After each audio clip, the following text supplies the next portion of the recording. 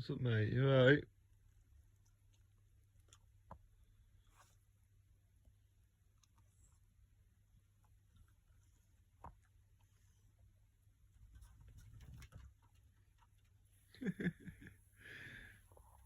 I wanted to talk about Joseph and the technicoloured dreamcoat. Do you remember the music, Joseph? Interesting story. It's yeah, what I believe and promise to you, obviously. But oh, hold on, here we go. Hello, mate. You alright? What's up? I'm in the middle of something. Is it important?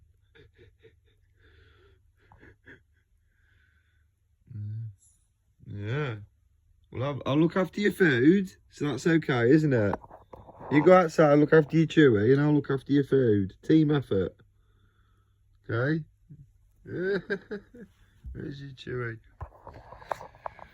So yeah, Joseph in the technicoloured dreamcoat. Good story.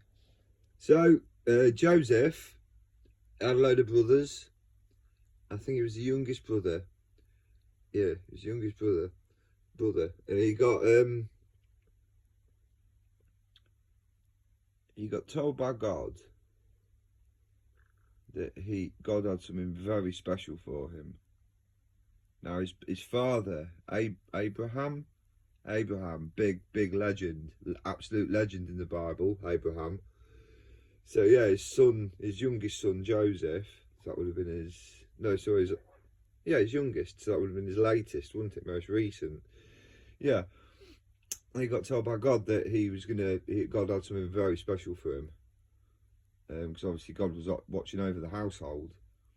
And yeah, God Jehovah picked Joseph to do something special. And this is kind of a lesson in, I suppose, humility, humbleness. Because Joseph, the whole thing has like a right irony to it, like fate and all this, and almost again like Red Dwarf. Like if you hadn't done this, then this wouldn't have happened. But then you wouldn't have been in that situation to do that. It's very head twisting. It's cool. So yeah, Joseph told his brothers that, I think they picked on him anyway because he was like the youngest. So he told them, one day you're going to bow down and worship me. Bow down to me, not worship me. Sorry, that'd be wrong. But obviously God needs worshipping and that's it. But sorry, you'll bow down to me. Because God had told him that one day all your brothers and your family will have to bow down to you. And he told his brothers this, and they did not like it one little bit.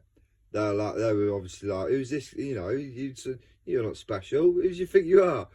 And they didn't like it that much. They only went and sold him into slavery, and come home and told Abraham that his son was dead. Or gone or something like that. Anyway, so Abraham thought he was dead. He's gone. And he'd been sold into slavery. So Joseph is now dazed and confused, as you can imagine. He's probably got borderline personality disorder. One minute everything's great and he's going to be bowed down to, and now he's in slavery and all he did was say the wrong thing. Oh yeah, welcome to my life, Joseph. One little thing and everything just goes wrong. So yeah, he said too much and he got sold into slavery and he became a slave. And because I think he'd been contacted through dreams and like he'd had to interpret them, so I'm assuming he had some brains about him, you know, probably just youngsters making mistakes, telling his brothers that, because he was able to interpret dreams. And while he was a slave, the owner of the household, Potiphar's wife, Potiphar, the owner of him, basically, he had dreams and he wanted to know. And I think somehow Joseph stepped forward or something. Anyway, it was something like that. And he showed that he was very wise and had something about him, not just a slave. And apparently he started to get quite high in this Potiphar's household. So again, for anyone who's seen Spartacus, it's the I can't remember the word. Lanista, isn't it? Lanista, the head of the household. He provides the protection, the food, the fortress where you live, everything. But you have to do what he says. He's in that fortress. He is the man, isn't he? And yeah, so Joseph started getting really high in the household. Obviously doing really well. I'm assuming getting better robes, better duties, better wine. You know, better everything. Now the problem with getting better everything is Potiphar's wife apparently looked at Joseph and was like, I do like that guy. And she started making advances towards him while Potiphar was out. Down the pub. Modernise it. It's down the pub. I'm some beers. Anyway, and she was making advances on Joseph.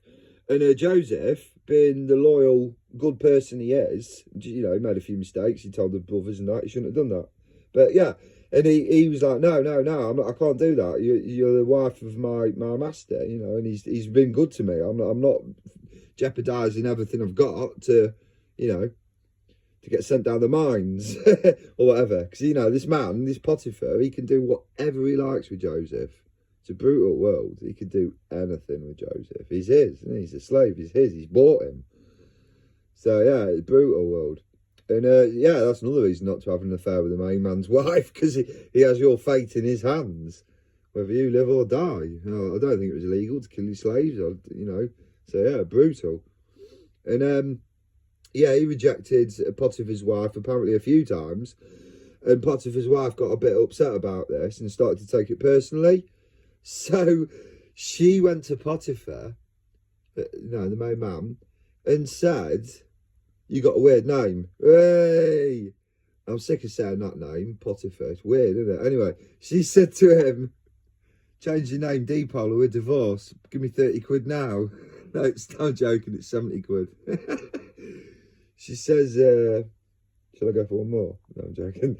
She goes, oh, Joseph's been coming on to me. And I feel like I have to tell you. So with this, Potiphar went furious. And he sent him to prison, I think. Yeah, he sent him to prison. I don't know he could do that, but anyway, yeah, he sent him to prison. So now Joseph's in prison, and he's still been like morally correct, and you know, and like really, he's still kind of got God with him. I don't know whether they were on speaking terms at this point through visions or dreams and that or whatnot, but no. So yeah, Joseph's in prison, and he carries on being able to interpret dreams, and around the prison it gets well known that he can interpret dreams, and what does it do? He interprets a dream for someone in the prison, and I can't remember exact details, but somehow it gets him out of prison, this other person. And Joseph says to him, when you get out of prison, please don't forget about me. Please tell the people who I've now been able to make, you know, give you the knowledge to get into contact with, who have the power. Please tell them to get me out of prison. And this bloke apparently was like, yeah, no worries. Yeah, he didn't say a word, mate. Nothing. He just got out, took the ticket, the golden ticket of knowledge that Joseph had given him, and walked.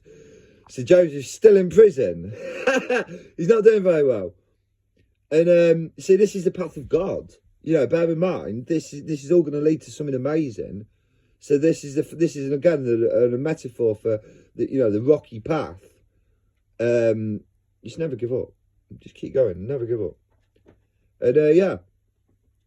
So now while Joseph's in prison, where are we?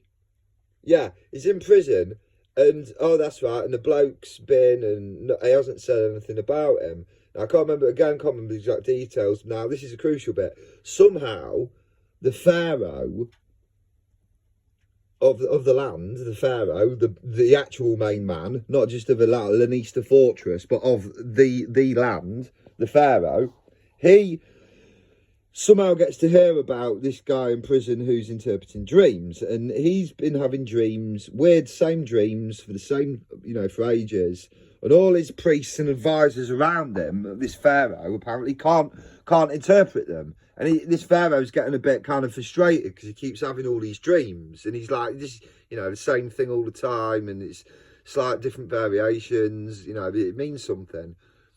So they were very philosophical back then, weren't they? For a brutal people, like this pharaoh's determined to find out what his dreams mean. You know, can't imagine like Donald Trump going like, can you, on Twitter? Oh, could someone explain this dream I had? I take that back. Actually, you could. I would not be surprised. Anyway, and yeah, and the pharaoh got to hear about Joseph, summoned for him, told him his dream. Joseph gave him an explanation, a meaning for his dreams, and the pharaoh was that impressed. Again, they don't go into little details. I'm sure there's a lot more to it. I don't think the pharaoh's going to be a walkover. Do you? Go, yeah, all right, you convinced me. Yeah, have a come out of slavery in prison and have a nice house. I can't imagine it was that easy, but yeah, he convinced Pharaoh that what he was saying was right. And the problem is, what he was saying, his dream was interpreted as, there's going to be 7 years, again, 7, this is where the 7 years beginning and end. There's going to be a 7-year short drought or shortage of food, because the drought would cause a shortage of food, wouldn't it? I think it was a drought. Or anyway, it was just, they have a famine or something. Anyway, they call it like that. Let's just say drought, because the drought would stop grain growing, wouldn't it? And that would cause a lack of food. So yeah, there's going to be a lack of food, even though just to call it a drought. And everyone's going to have to stock up in order to survive for 7 years. But he goes, this drought in the dream, this is what this bit means, the drought isn't going to happen for 7 months or anyway, for a little while, however long it happens. Was it a couple of years? Anyway, it's not going to happen for a little while, enough to start stocking up on grain. And if we start stocking up now and doing everything we can now, we will make it through the 7 years of drought. That's what the dream's saying. And the Pharaoh's convinced. So he put Joseph, this suddenly wise man now, in charge of loads of stuff. And Joseph did everything. He started organising everything, and he became Pharaoh's right-hand man. And Pharaoh recognised that Joseph had God behind him, because apparently he even said to Joseph, he goes, basically, as far as everyone else is concerned, I'm in charge, okay, because we can't have my power diminished. But he goes, realistically, we all know who's in charge, and that's your God. He goes, for whatever reason, he goes, I believe, I've seen the power, and I believe that your God is the true God. And he goes, for whatever reason, he's behind you, and I can see that. Because obviously Joseph wouldn't tell him where he's come from, wouldn't he? He's about a man. He would have had like evenings drinking wine and getting foot washes, whatever he used to do back then. So yeah, he'd know. He'd be friends with him, wouldn't he? Basically, they'd be tight. And the Pharaoh can obviously trust him, and he did. He trusted him with all this grain gathering and storage, and it worked. And there was a drought. The whole nation did have to go without. But luckily, thanks to Joseph. So he was a big man. And then guess what happened? Oh yeah, his brothers turned up asking for something. And Joseph's like, they didn't know it was Joseph. They just like, oh yeah, it's just this new guy who's running the place. And yeah, Joseph, apparently, he wasn't going to be nasty to them, and he started crying. And eventually he revealed himself, but he was a bit coy about it. He didn't straight away. I think he had like a cloth over his face or something. But yeah, and eventually he embraced them, and then they brought the father, and the father was able to realise Abraham, the great legend Abraham, that his son wasn't dead. And he got a house for them there, and they all basically lived happily ever after, really. And Joseph forgave his brothers, which was very nice of him, considering he could have had them all killed instantly, quite frankly. He had that much power, And the prophecy came forth true. His brothers did bow before him out as a mark of respect that you would do for that official. And the funny thing is, if they hadn't sold him into slavery, then he wouldn't have been in a position to bow in front of.